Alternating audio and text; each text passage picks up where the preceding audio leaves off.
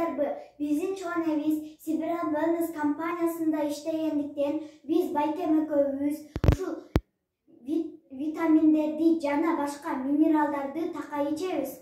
Хрустящий шарики с кальцием чач, тырмак жана сөөгүктү жакшыртат. Витамин К составында 13 витамин бар, иммунитетти көтөрөт жана акыл эсти өстүрөт. Золотая рыбка көздүн сетчаткасына, память жана нерв жүрөк сосудтарына жардам берет. Тапиюшка иммунитетти көтөрөт, сөөгүктүн өстүрүшүнө жакшыртат жана иштей кишечниктин проблемаларын чечет.